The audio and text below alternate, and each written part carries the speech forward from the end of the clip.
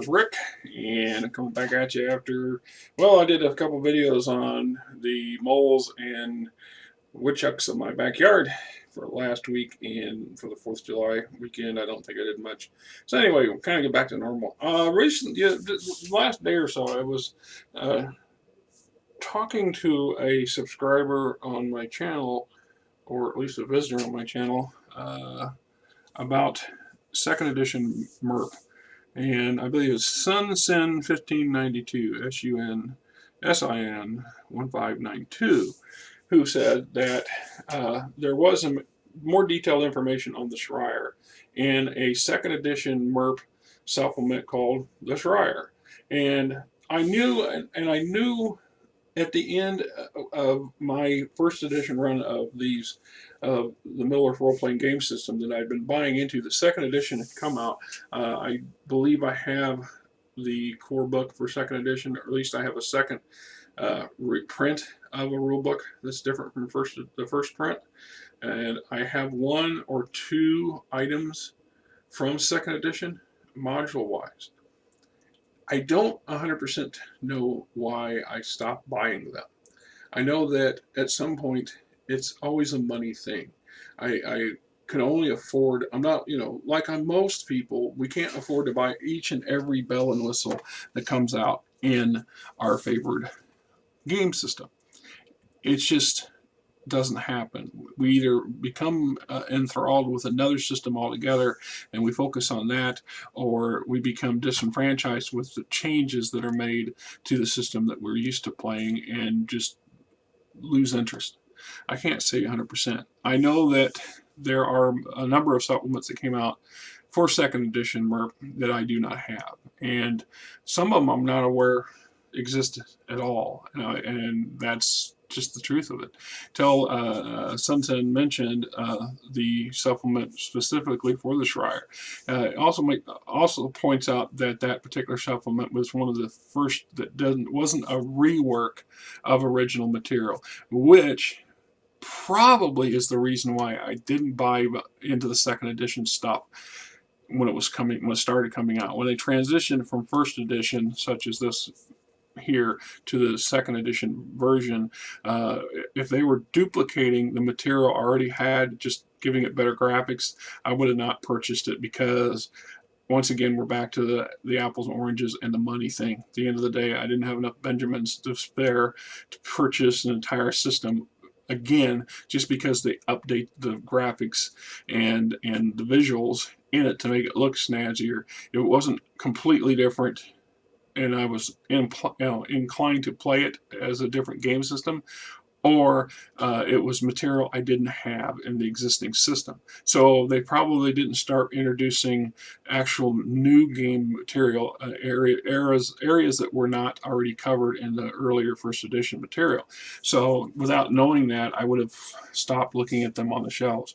There's also plausibility that the 2nd edition didn't sell as well as 1st edition did in my neighborhood, and we're talking today.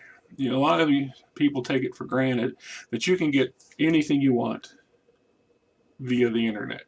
You can go on to Amazon or eBay. You can go directly to the manufacturing companies. You can go to drive-through.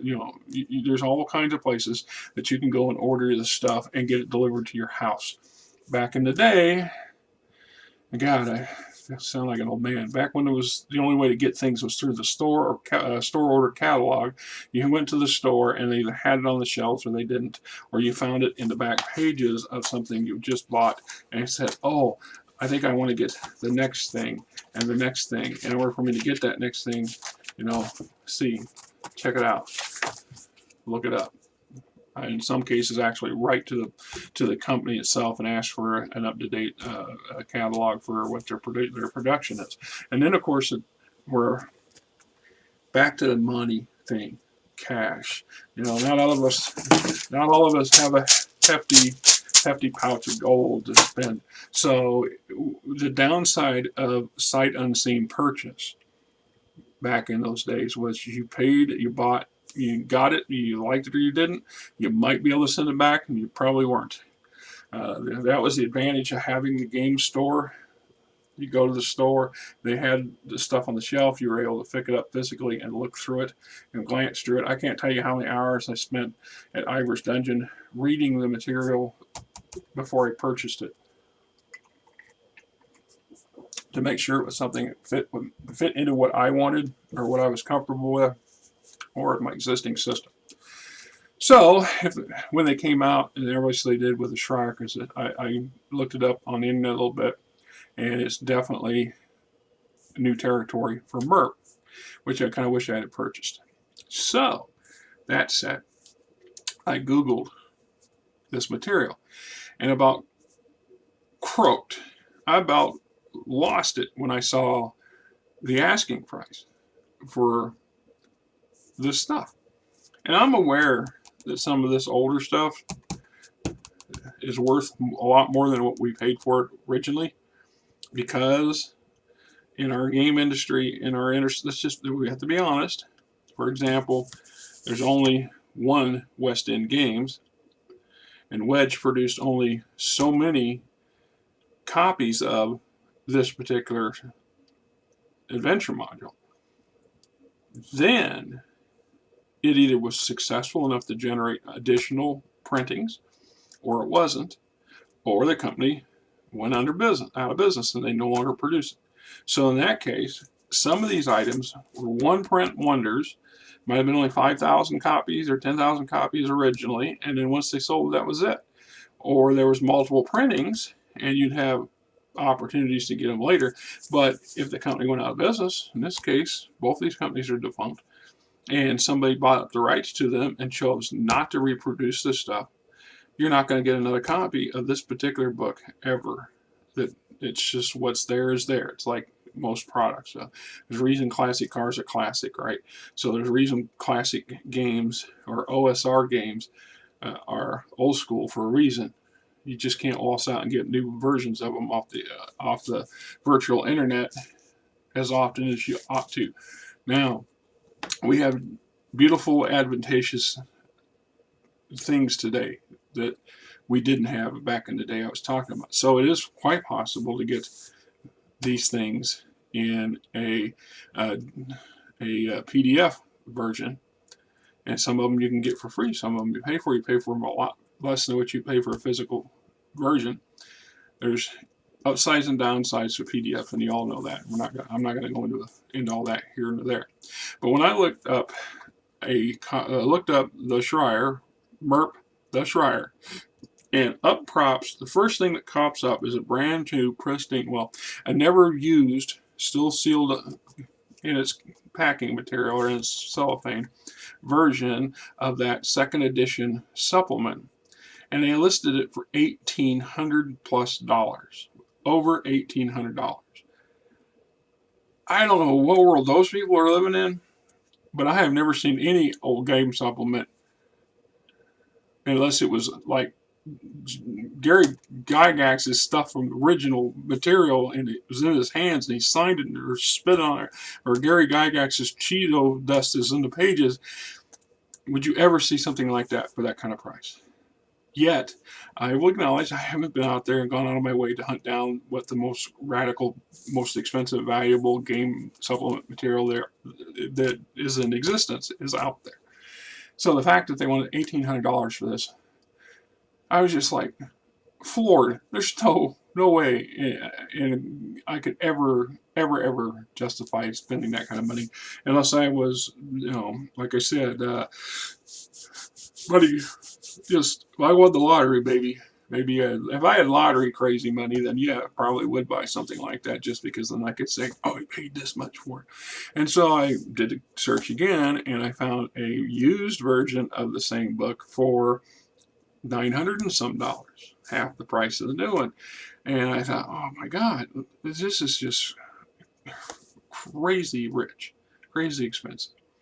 And so I did a little bit further Googling, and the lowest one I found, it was on eBay for $175. $175 for the Schreier. Now, I guarantee you this book is older, and it's first edition from MERP, same people, and it is nowhere near that valuable. I think they're usually like $60, $70 to replace this if I was to try to get a replacement. And I know this works this way because I did a video a couple years ago. If you've been in any length of time on my channel or you come across them, this is actually my second go around for MERP.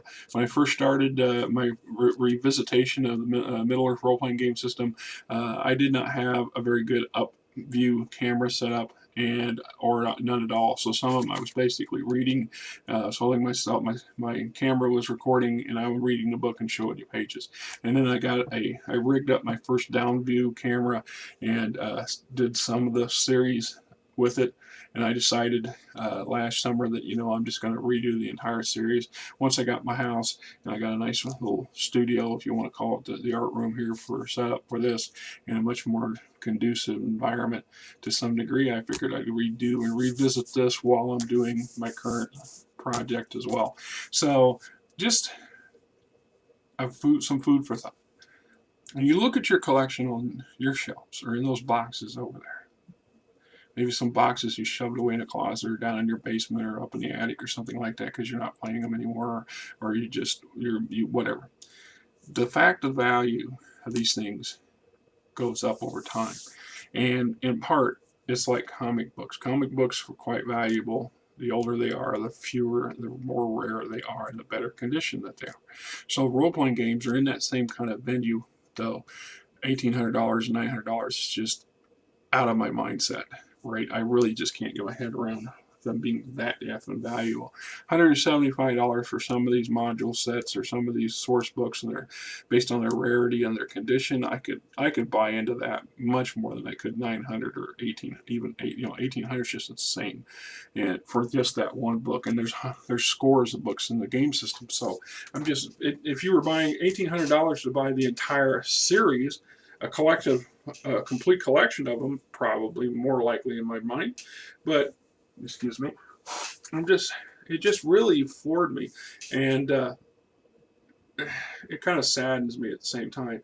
I would dearly love to add some of those, like the Schreier, since it does cover an area that I do not have in my stuff. I would dearly love to have that to add to my game collection if I ever played in MERP again, and I probably will someday. I don't know. But I would dearly love to have it and read it. I was doing a cursory search for a PDF version of it, and I'm sure that there's probably one out there somewhere. I just didn't spend it. I was not ready to spend a couple hours hunting things down. But I thought the cost of our hobby, the expenses and the elements versus the enjoyment we get out of it. This is why when they first come out, and you really like something, I think we keep buying into the series, or we keep buying into the genre. Sometimes they're redundant. I mean, you can see that in Dungeons and Dragons, for example. There are so many versions. Every time they come out with a new version, a new edition, they start reintroducing all kinds of the new stuff in addition to revised old stuff that was very popular. This means there's a lot of older material that gets pushed off to the side. It just only sees one print or two prints. It loses interest. Some things you can't get anymore. Some things you got to pay through the nose for. You know, so only you can decide if it's worth your money and resources or not. It's also why I'm a big fan of repurposing and recycling these things. If you get to a point where you just don't want to play it anymore and you have no interest in it anymore, don't just throw it away. No. If you don't want to go through the hassle of selling it directly, go to your local game store. Ivors Dungeon's been out of business for 20 odd years. Ivor himself passed away many years ago, which was very sad. It was a sad thing, but in those years, another company, a local outfit called Mayhem Comics, they started in the 80s, and they're still going. They have a location in Iowa City near the Cyclones up there, if you're a football guy or gal, and a shop on the west side of Des Moines. Then Jay's CD and Hobby, another company that started up in the 90s. And what draws me to Jay's, first off, Jay's gaming section, their lion's share of their material is collectibles and comic books and graphic novels. So lots of board games and other assortment stuff. When it comes to actual role-playing games, they only have a couple shelves and an entire wing that's devoted to Warhammer 40,000 because the owner's obsessed with it, my understanding. But they have a small shelf at the bottom, or on the bottom shelf of one of their RPG shelves is a section for used material, and I will acquire that stuff on a semi-regular basis. We go out there every now and then when we've got a little extra money in the bank, and the wife can look at the CDs and music. She's a big country western person, and I'll go look at the used shelf. Very rare is it when I buy a brand new book. I think the newest additions to my collection would be the 5th edition Dungeon Dragons GM Guide and Player's Handbook Monster Manual. There are plenty of other worthy supplements, but I can't justify $50 a piece for them, financially speaking. It's not like back in the day. You know, these things I only paid $10, $20 for back in the 80s and 90s, keeping in mind that my payroll at that time was actually quite considerably less than what it is now, and I don't make a huge amount, a lot of money. So I was putting out probably 50%, 25% of my gross income when I was a young man and a bachelor into this stuff. There's one of the reasons I stayed and lived with my parents, because I'd had more money to spend on these things. Well, I can't justify that today, so I don't buy them. It's rare.